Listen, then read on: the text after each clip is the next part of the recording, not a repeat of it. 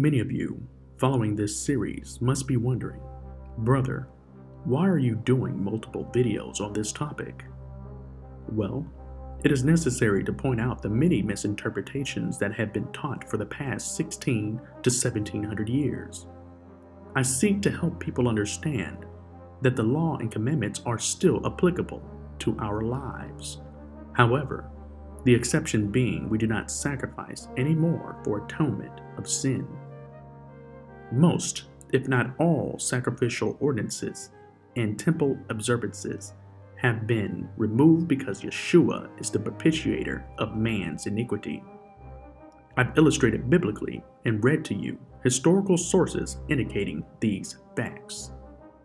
The law is not done away with, or according to Hebrews 10:9 through 10, the Messiah removed the first means of atoning for sin, that is to say, animal sacrifices, that he may establish the second means for atonement for sins, that is to say, the sacrifice of Yahshua himself, by which we are now sanctified, meaning we are set apart, made holy, made clean, through the offering of the body of Yahshua, the anointed. Are you still in disbelief? Do you still cling to the idea that it is not necessary to follow Elohim's commandments? Is it because you've heard your pastor say this when he quotes Paul the Apostle in his letter to the Romans? Romans 6:14. For sin shall not have dominion over you, for you are not under the law, but under grace. It is quite a sad thing that many have fallen away from the truth because people without a scriptural foundation teach the abolition of the law because they have misunderstood Paul. Not to mention, many have failed to read the entire passage and consequently miss what the Paul was trying to illustrate to the reader. If one were to continue reading, you'll notice two things Paul says after he made such a bold statement. The first being, he immediately says in the next verse, "What then? Shall we sin because we are not under the law, but under grace?" The apostle says, "Elohim forbid." The second thing the apostle says comes immediately after the last verse I've just read to you. Know you not that to whom you yield yourselves servants to obey, his servants you are to whom you obey, whether of sin unto death or obedience unto righteousness? Remember what was mentioned before. Since we are not under the law, but under grace, this doesn't mean we are to break the law according to Paul. He says Elohim forbid. Then the apostle lays before the reader the reason why this is and presents a choice. To whom we yield ourselves in servitude to.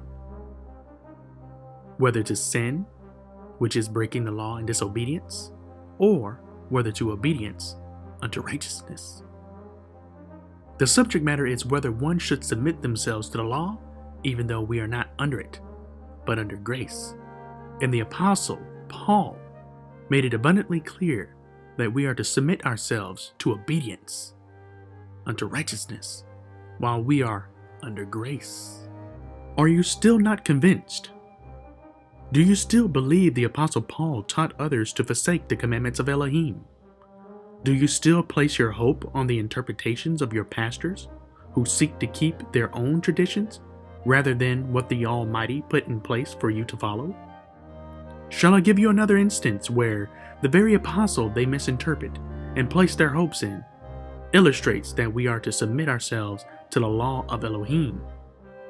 Let's go to Romans 8:1 through 7. And it states, "There is therefore no condemnation to those who are in the anointed Yahshua, who do not walk according to the flesh, but according to the Spirit. For the law of the Spirit of life and the anointed Yahshua has made me free from the law of sin and death. For what law could not do, in that it was weak through the flesh, Elohim did by sending his own Son in the likeness of sinful flesh, on account of sin. He condemned sin in the flesh, that the righteous requirement of the law might be fulfilled in us who do not walk according to the flesh, but according to the Spirit. For those who live according to the flesh set their minds on the things of the flesh, but those who live according to the Spirit, the things of the Spirit. For to be carnally minded is death, but to be spiritually minded is life and peace. Because the carnal mind is enmity against Elohim, for it is not subject to the law of Elohim, nor indeed can be. Stop! Wait just a second. Did you catch that last statement? For to be carnally minded, or walking after the flesh, is enmity against God, because it is not subject to the law of God. So ask yourselves this question.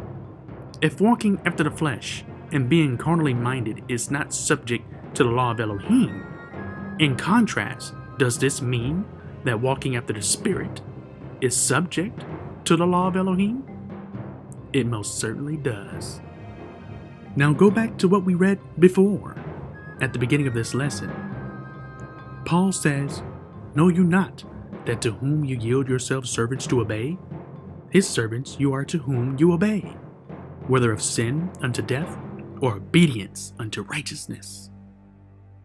But obedience to what exactly? What are we yielding ourselves to?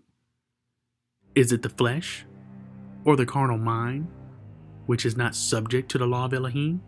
Or is it the Spirit, which in contrast is subject to the law of Elohim? O Most High Elohim, what have these nations been saying and doing this whole time? We have taken your grace for granted.